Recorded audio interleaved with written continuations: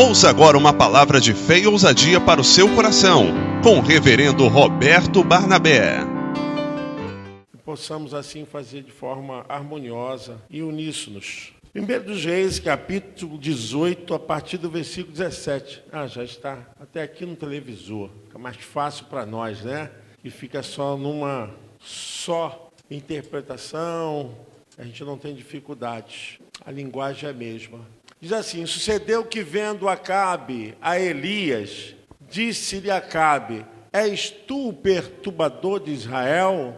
Igreja.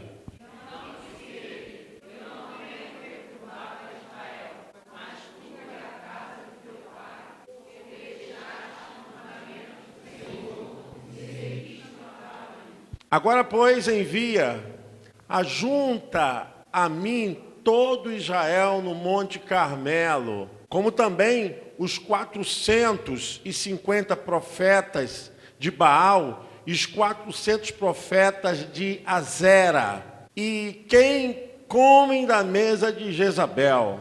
Igreja.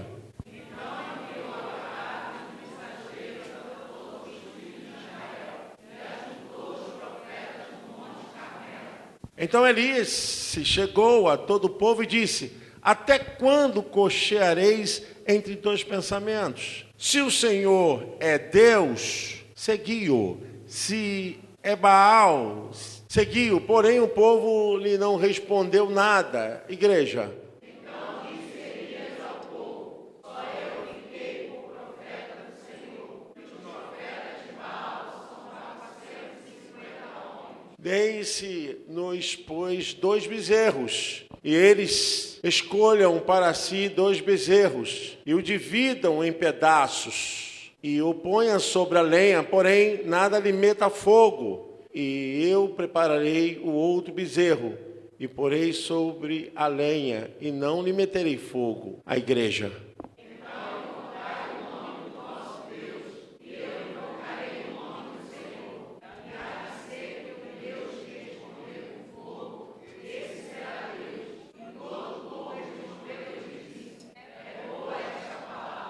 E disse Elias aos profetas de Baal: escolhei para vós um dos bezerros, e preparai o primeiro, porque sois muitos, e invocai o nome do vosso Deus, e não lhe metais fogo.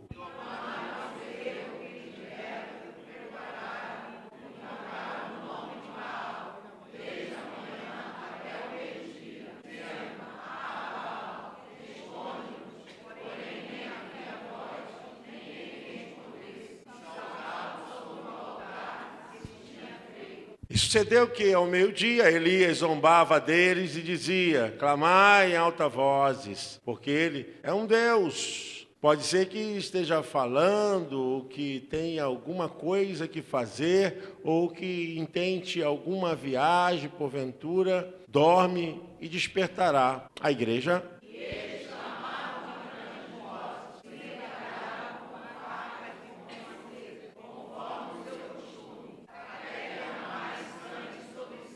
Sucedeu que, passando o meio-dia, profetizaram eles até que a oferta de manjares se oferecesse. Porém, não houve voz, nem resposta, nem atenção alguma. Igreja. Então Elias disse a todo o povo: chegai-vos a mim. E todo o povo se chegou a ele, e preparou o altar ao Senhor, que estava preparado.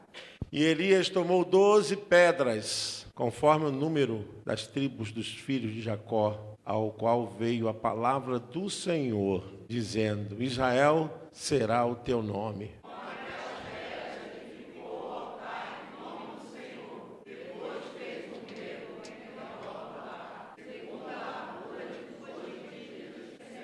Então armou a lenha e dividiu o bezerro em pedaços e o pôs sobre a lenha. E disse: vamos lá?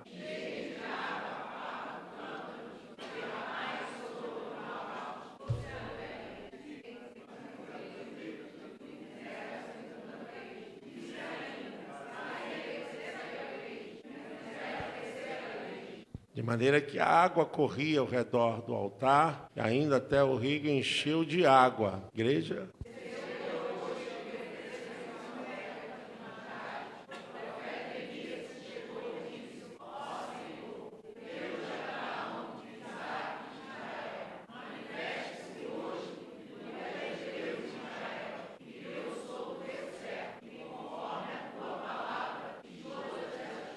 Responde-me, Senhor, responde-me, para que este povo conheça que Tu, Senhor, és Deus e que Tu fizeste tornar o seu coração para trás. Igreja?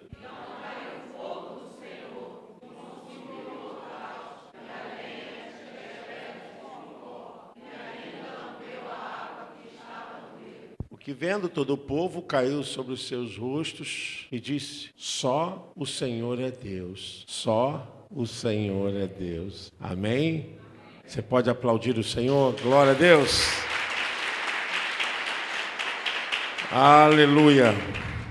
Quando a gente vai falar do profeta Elias, a gente fica muito atencioso que alguém tivesse um chamado para o enfrentamento tão difícil. Elias foi chamado e marcado o seu ministério para os confrontos. Ele foi um profeta que foi chamar a atenção de reis, chamar a atenção de liderança religiosa. Elias, ele tem um chamado que transcende aquela linha pontual que pudesse negociar com as coisas que eram de Deus e as coisas que eram do mundo. Elias, ele não entra nessa e tem uma atitude completamente seletiva em relação ao seu chamado. Ele é uma trombeta de Deus, ele é uma pessoa que não tem medo de enfrentar os perigos, os desafios. E a gente vai conhecer essa história de Elias, porque ele enfrenta um reino que estava contaminado.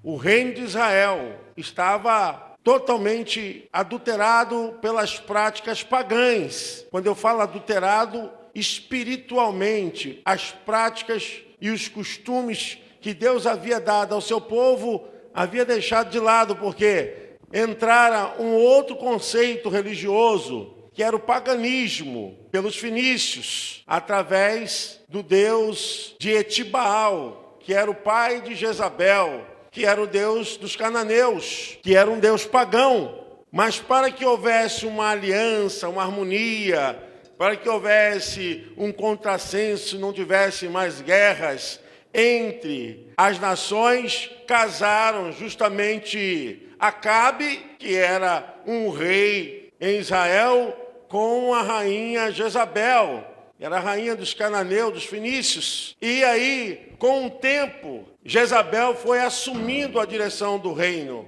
foi assumindo a cabeceira e o poder da nação. Logo foi retirando a adoração ao Deus de Yahvé, o Deus Todo-Poderoso, e foi sendo substituído por Etibaal, por Baal. E para você entender melhor isso, eu quero voltar lá no início. Vamos pensar. O povo não tinha reis, o povo era regido por juízes. Os juízes, eles tinham um papel assim muito importante, que era o papel de defender a nação, com a unção que Deus entregava a eles, de lutar pela nação, para que a nação não cometesse nenhum tipo de ilícito espiritual, moral, contra Deus. Então, nós vamos ver que quando esse período dos juízes se acaba, e se acaba no momento aonde tem a vergonha do que aconteceu com Sansão, a gente vê também um processo que o povo pediu um rei. Então, o governo antes era um governo teocrático. Diga comigo, governo teocrático.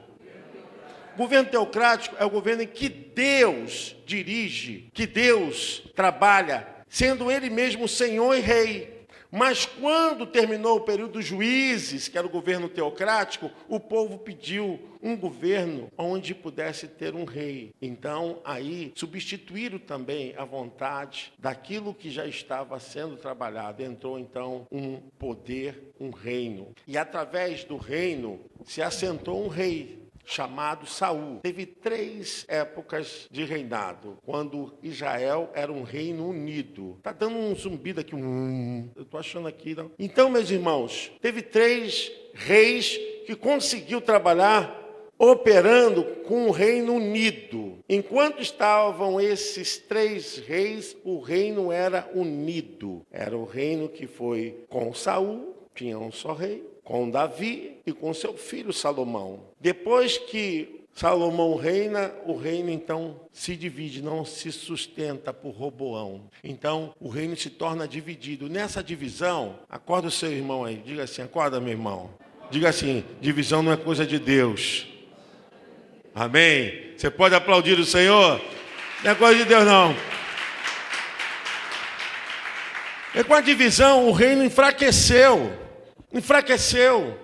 E quando o reino enfraqueceu, 2 tribos ficou num reino e 10 tribos ficaram em outro reino, uma divisão. Só que essas 2 tribos eram Judá e Benjamim, que já tinha um ministério do altar. E eles ficaram no reino chamado Sul, reino de Judá, reino Sul. As 10 tribos que se dividiu, que se rebelou, elas ficaram no reino norte. O reino norte era chamado Reino de Israel. Entenderam? Então, a gente está falando no momento em que o profetismo de Elias entra justamente quando eles estavam divididos. Reino norte, reino sul. Reino norte, as 10 tribos que se rebelou. Reino sul, Judá e Benjamim, que estava considerado agora em Jerusalém. Reino norte, Samaria. Reino sul, e em Jerusalém como capital do poder de Deus. Isso é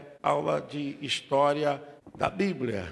Aí então o que acontece? Nesse reino de Israel, que era um reino dividido, o reino estava indo bem. Mas o que aconteceu? Fizeram uma coalizão com os cananeus. E nessa coalizão, o reino começa a ter interferência. Começa a se submeter a uma outra força, outro poder. Começa a mudar os seus costumes. E a prática de adoração a Baal começou a tomar o lugar da adoração do Deus eterno. Se não é isso que acontece com os crentes hoje em dia, que acontece com as nossas vidas, que um dia começamos bem, nosso coração era um coração pelo um governo teocrático. Deus era o Senhor das nossas vidas, né, irmãos? Chega um momento que a gente começa a fazer aliança com coisas pagãs. Coisas pagãs são coisas que nos pervertem, que nos tiram do olhar, da direção, da adoração, porque estava escrito lá em Deuteronômio. Isso você vai aprender. Se você não aprender com nada, vai aprender pelo menos isso. Deuteronômio é o livro das repetições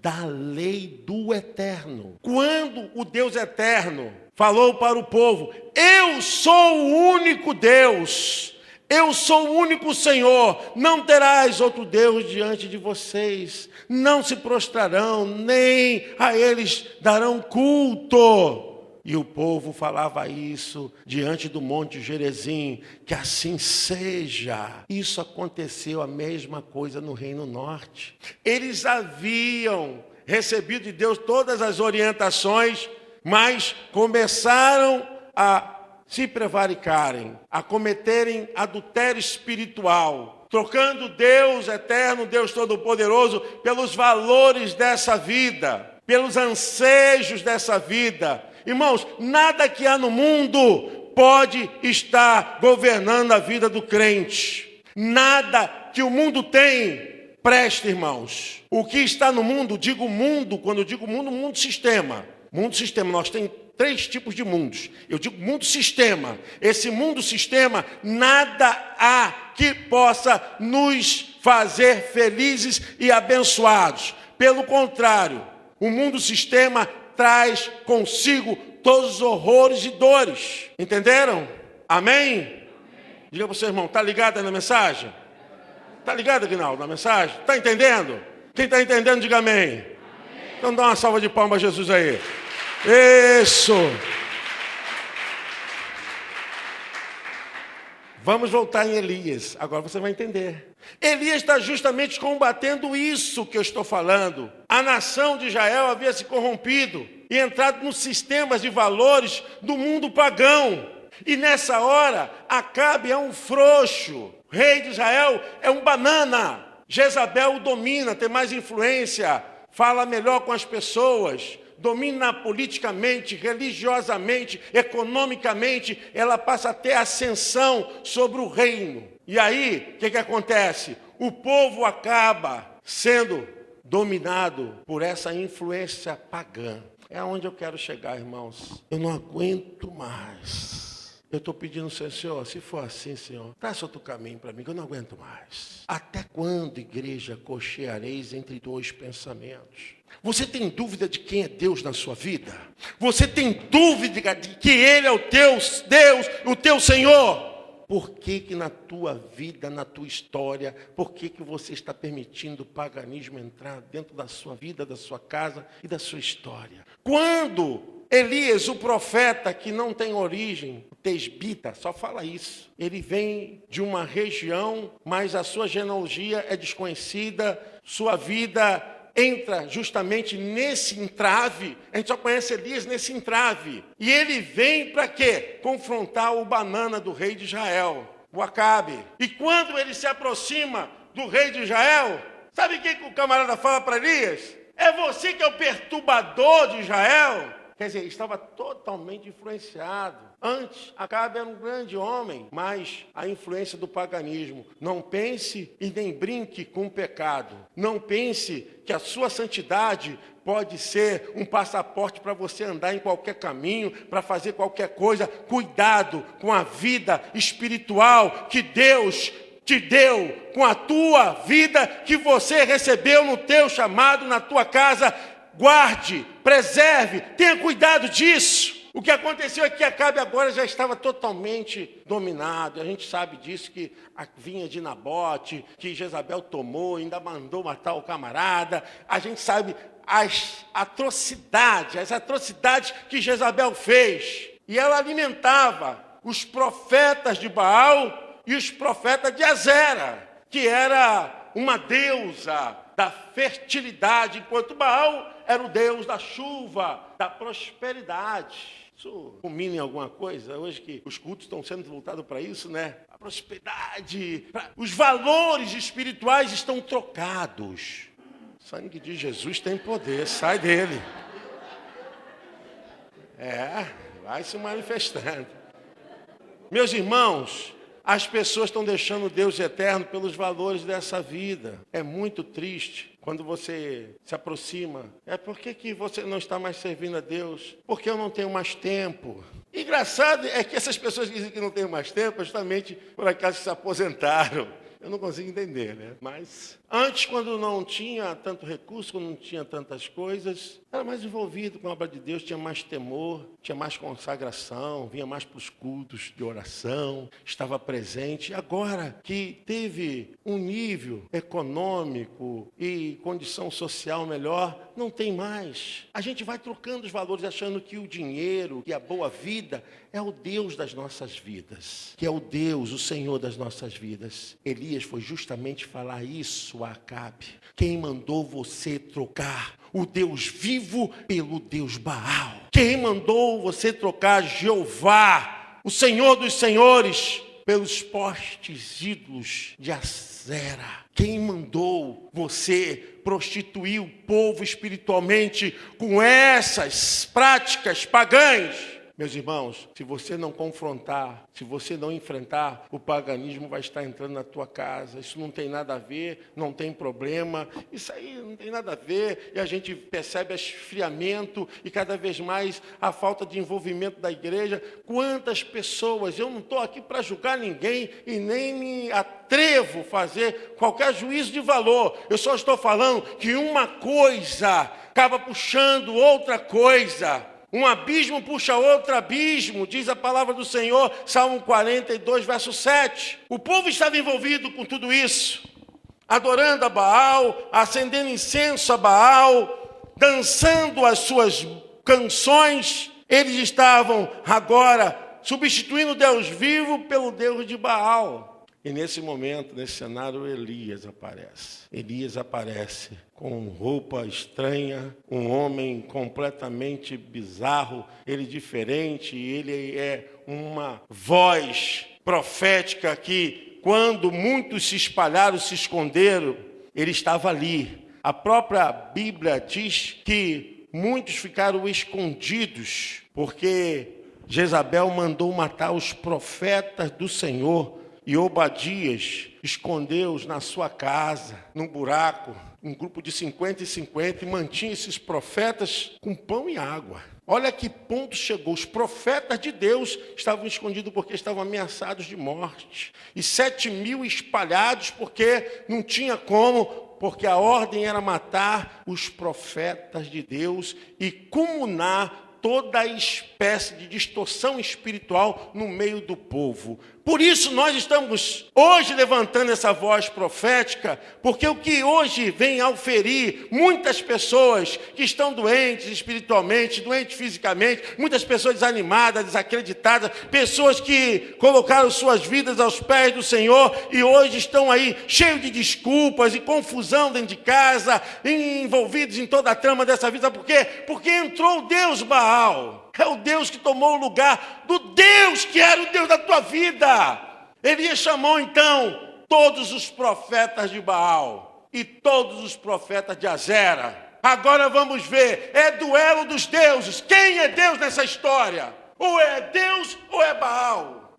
Meus irmãos, eu creio que haverá um momento que nós teremos que tomar uma decisão pela nossa vida, pela nossa família, pelo nosso futuro e pelo nosso presente. Elias chama a atenção e diz justamente que o povo estava o quê? Entre dois pensamentos. O verso 21 do capítulo 17, a Bíblia diz: então Elias se chegou a todo o povo e disse: até quando cocheareis entre dois pensamentos? Se o Senhor é Deus, seguiu. Se é Baal, seguiu. Porém, o povo lhe não respondeu. A falta de resposta era justamente a decisão que dominava suas mentes, suas vidas. Isso demonstra a falta de comprometimento e de responsabilidade espiritual com eles mesmos. Hoje em dia a gente percebe que o mundo espiritual está mais explícito do que nunca. Antigamente a gente tinha que decifrar, tinha que ter revelação, tinha que buscar e pedir a Deus: Senhor, me dá interpretação. Hoje não, o diabo está assim, falando com as pessoas face a face. Satanás está oferecendo as coisas assim, boca com boca. As pessoas estão tendo a oferta do inimigo assim, às claras, transparentes, estão se afundando e vão indo e vão adentrando e não tem mais temor a Deus, não tem mais confiança em Deus e vão indo, sabe por quê? Estão sendo dominados por esses valores pagãos, dominados por essa horda maligna. E hoje a gente encontra crente fraco, tem mais de crente fraco, desanimado. Olha, eu nunca vi um tempo que a pessoa fala assim: estou desanimado, estou cansado. Meu irmão, se você está entre dois pensamentos, você está cansado, desanimado, sua casa está sendo atingida, sua vida está sendo atingida, porque ou é Deus, ou é Deus, ou é Deus, ou é Baal, ou é Baal, ou é Baal. Nós não podemos estar agora nesse hiato, irmãos, nesse buraco. Nós precisamos ter confiança em Deus, não podemos trocar. Ele é o Deus das nossas vidas, o Senhor Todo-Poderoso. Ele trouxe a salvação, Ele conquistou a salvação, Ele tem nos dado o bom poder, Ele tem nos dado o seu Espírito, Ele tem nos dado a garantia através da sua palavra. Lâmpada para os meus pés é a tua palavra e luz. Você pode aplaudir ao Senhor, Ele está conosco, o Deus de Israel, o Deus Todo-Poderoso. Elias lançou então algo profético naquele encontro com Acabe. Por causa disso, não vai chover e nem orvalho vai cair sobre a terra. E durante 3 anos e meio só desgraça. Quando acontece esse momento aqui, é porque o reinado de Acabe estava um fiasco. Jezabel estava gritando, querendo matar todos os profetas por causa de Elias, que profetizou esse tempo de seca, de dificuldade. Os gados morrendo, a colheita sendo definhada, não tinha mais alimento, o custo, a carestia muito alto, o povo vivendo um momento de escassez completa, faltou o pão, faltou a comida, e foi uma profecia que atingiu até o próprio Elias. Os irmãos sabem disso, que Elias ficou no riacho de Querite, e a Bíblia diz o quê? Que a fonte da água fez o quê? Secou. Diga comigo, a fonte da água fez o quê? secou. Por quê? A profecia estava atingindo a região toda. Quando Elias foi se esconder ali, estava a profecia sobre a terra, e ele foi atingido. Aí Deus, como é o Deus de coisas que a gente não entende, manda uma mulher viúva com seu filho sustentar o profeta. A mulher estava dizendo, olha, eu estou fazendo aqui um bolo, um pão, uma bolacha, e estou esperando a morte. E Deus fala para Elias, diz para ela que ela vai te sustentar. Meu Deus, é o estandarte, né? Deus é brincadeira. Pode ser como Deus faz uma coisa dessa. Aquela mulher, estou buscando uns gravetos aqui. Gente, isso é história, está lá na Bíblia. Eu estou buscando uns gravetos aqui, uns pedaços de galhos secos, que eu vou fazer aqui uma bolacha aqui, um pão de forno, né? Uma coisa dessa aí. Mas eu vou fazer. Aí Elias fala assim, não, olha só, faz isso. Mas ela, tá bom, obedeceu, né? E a palavra foi direcionada para ela o seguinte, que enquanto houver seca, gente, é tremendo, não faltará nem pão, nem azeite na sua casa. Amém? Você pode aplaudir ao Senhor? E a profecia se cumpriu. Nem pão, nem azeite faltou na casa daquela mulher. Até que o tempo, as estações mudassem pela voz profética. Onde eu vou chegar para vocês entenderem. Enquanto o paganismo, enquanto Baal, enquanto os profetas de Azera eram que dominavam, a terra foi amaldiçoada, vidas foram amaldiçoadas, corações, famílias. Foi quando Elias falou, então vamos ver quem é Deus. Eu sei e quero chamar vocês a atenção para isso. Nunca duvidem de Deus. Nunca duvidem do poder de Deus. Deus é Deus. As estações vão mudar, os tempos vão mudar, mas a Bíblia diz que não há sombra de variação, nem mudança de humor. Deus é Deus e nada pode mudar quem Ele é. Glória a Deus! Elias chama o povo para o Carmelo. O Carmelo é a prova, a ação de quem é Deus. E ali os profetas de Baal prepararam o altar e colocaram lá o bezerro cortado e começaram a gritar de manhã até o meio-dia. E as práticas deles eram retalhando o corpo, né? Era um masoquismo espiritual. Acho que tem igrejas que fazem isso também, né? Tem gente que sobe escadaria, tem gente que tem esses negócios aí, né? Aquela coisa, e se retalhando e sangrando. E diz o texto, e não tinham nem mais sangue. Aí Elias, né? Vem aquele negócio, Elias começa a dizer, e aí, onde está o teu Deus? Talvez ele viajou. Quem sabe ele esteja dormindo, não tem resposta. E quando chegou, então a oferta de manjares acabou. Não tinha mais o que fazer. Aí Elias agora falou, eu posso agora adorar o meu Deus? Aí eles falam, podem adorar o seu Deus. Você pode adorar o seu Deus essa noite, amém? Você pode buscar o seu Deus essa noite, amém? O seu Deus está perto de você. Invocai o Senhor enquanto está perto. Buscai quando se pode achar, amém?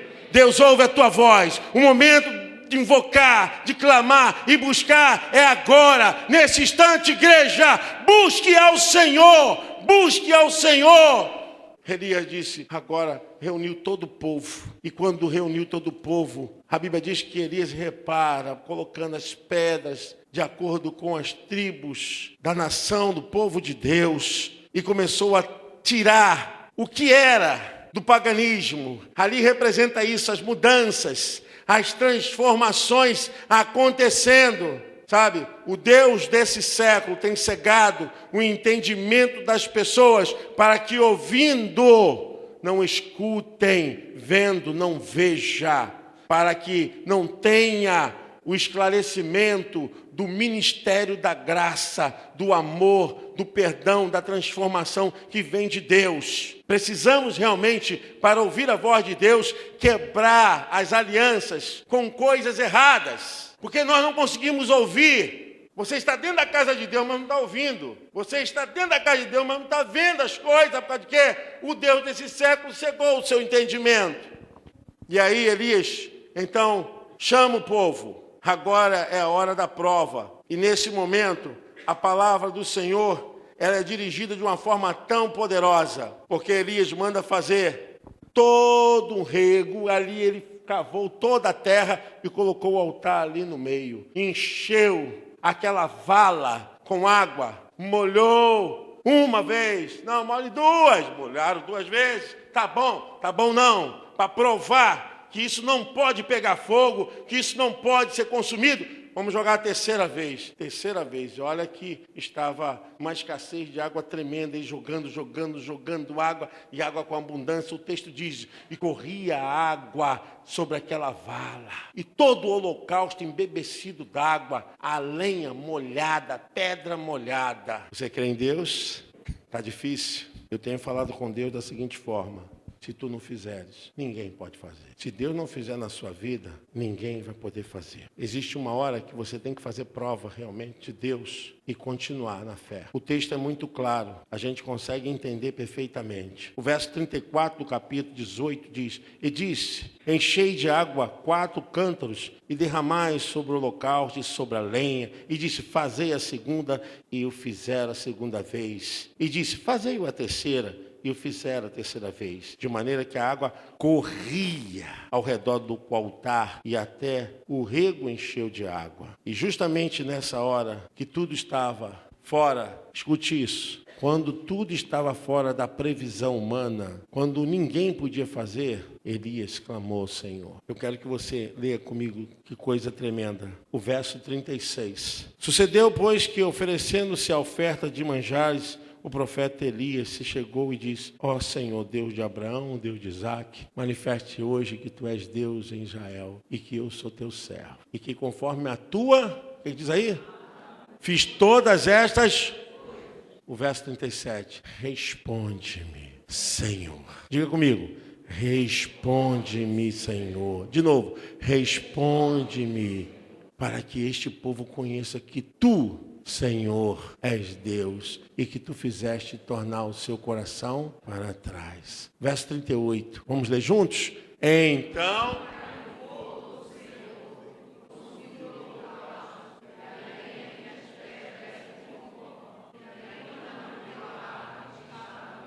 Glória a Deus! Você pode aplaudir o Senhor? Só o Senhor é Deus! Só o Senhor é Deus! Aleluia, fique de pé em nome de Jesus, fique de pé em nome de Jesus. Eu quero que você hoje receba uma unção poderosa sobre a tua vida. A unção de Deus está aqui nesse lugar, a unção do Espírito Santo. Eu quero chamar aqui os pastores, em nome de Jesus. Pastor Júlio, pastor Mi, pastora Tânia, pastor Wagner.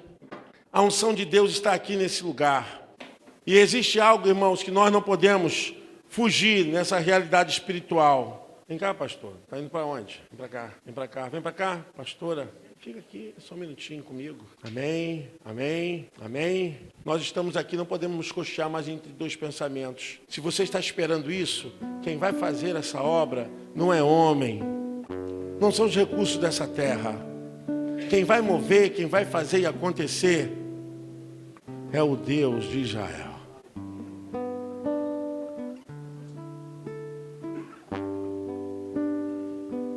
Quero que a igreja, em nome de Jesus, levante a mão. Senhor, nós nos preparamos para receber uma unção imbatível aqui. Pai, tome cada membro, cada ovelha, cada pastor, cada ministro dessa casa, cada criança. Que, Senhor Deus, venha a resposta do alto. Senhor, nosso coração está em Ti. A nossa fé está em Ti para sempre. Nós não andamos segundo os valores desse mundo, Senhor. Nós não vamos correr a Deus Baal. Não vamos correr para o Deus Acera. Mas, Senhor, vamos diante do Teu altar clamar o Senhor. Tu és Deus, para que saiba que Tu és Senhor, o Deus Todo-Poderoso. Eu, Senhor Deus, consagro e unjo para esse momento os pastores, Senhor Deus, dessa casa espiritual. Meu Pai, usa-os para que possa com veemência, Pai, tocar nas almas, tocar nos corações, através da Tua unção, meu Pai, em nome do Senhor Jesus Cristo. Como Elias foi enviado ao povo, assim, Senhor, eu vou pedir que os pastores sejam enviados a cada membro dessa casa. E essa unção vai representar a unção imbatível do Senhor, a unção que está acima de todas as forças contrárias, do medo, do desespero, do desemprego, Senhor, da doença. Senhor, quantas notícias, quantas coisas, Pai, do pecado, da maldição, espírito que está impedindo essa pessoa caminhar na presença do Senhor, eu te ordeno agora na autoridade do nome de Jesus, que tu saias dessa casa, dessa vida, porque a unção do Senhor, ela está aqui conosco. Pai, repreenda todo o sono da indolência, toda a apatia, todo desânimo. Senhor, sejam todos renovados, sejam todos transformados, Senhor, pela unção, pelo poder que vem de Ti, Senhor. A começar por mim, pelos pastores que estão aqui no altar, até chegar no povo, meu Pai, em nome de Jesus. Amém.